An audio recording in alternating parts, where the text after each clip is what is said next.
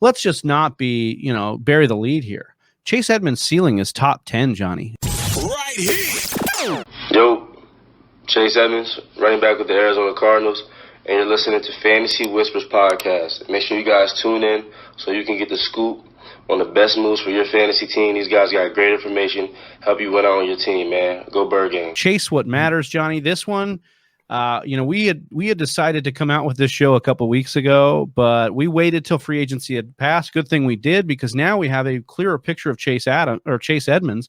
So Chase, what matters? What matters here with the Chase Edmonds in Arizona? Well, what really matters is that they're kind of backing up what they're saying, right? We knew that Kenyon Drake was a free agent, and we know that we've seen Chase Edmonds perform when given the opportunity to be a lead running back. And the whole thing was, whether or not the Arizona Cardinals were going to bring back Kenyon Drake, and whether or not this would be a 50-50 timeshare. Well, as we now know that Kenyon Drake is no longer an Arizona Cardinals, he signed with the Las Vegas Raiders. The fortunate and unfortunate part as of right now is that Chase Edmonds' draft stock has not really moved that much.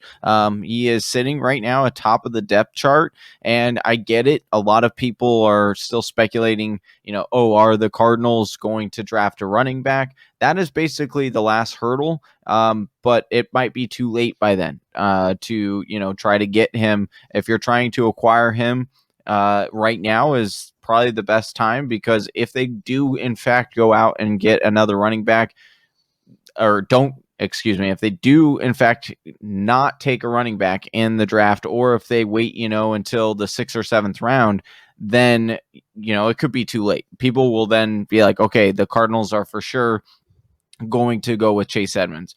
But I want to give you some reassurance before that happens, and why I think that you should go after him now.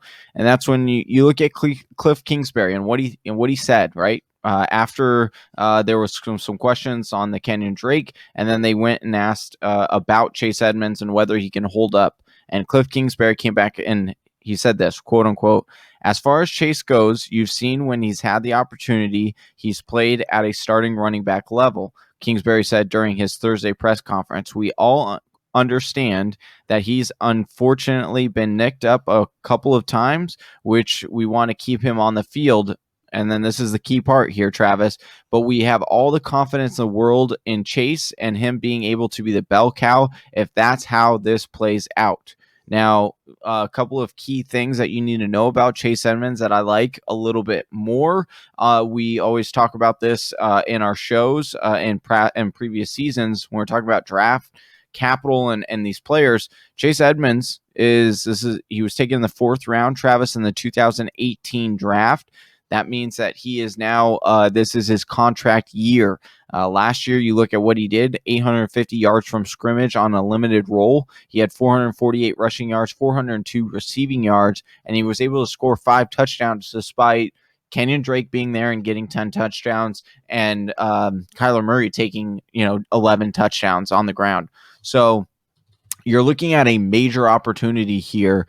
If they do end up continue to lean on Chase, which all indications are that they do, or that they want to, they will be bringing in another running back. That's going to happen. It's just, where is the draft capital? What is the cost of the running back? There was a lot of talk that Mike Davis was going to be that running back. Mike Davis now got signed with Atlanta. So the running back options are dwindling, Travis, and the time in which you might have in order to go and get Chase right now, I almost said Chase Matters, but the time that you have to go and get Chase is dwindling for what it could be in a couple of weeks.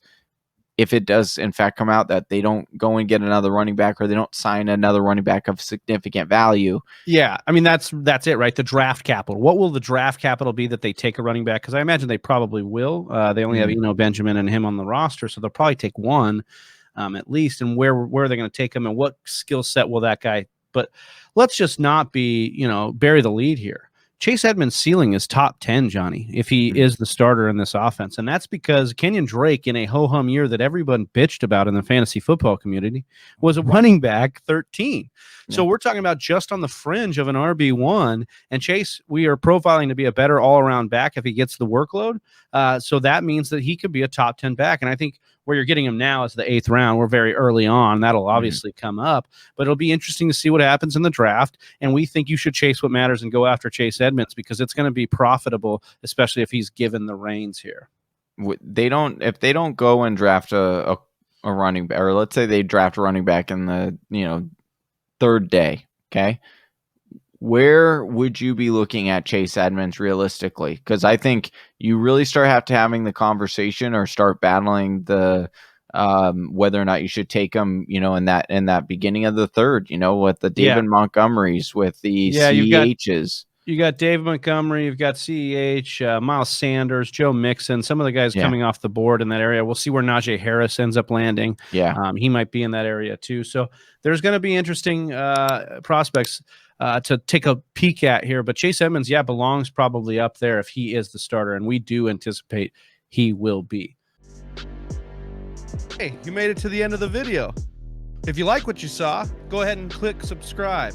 And if you want to watch more fantasy football content, check out one of these videos.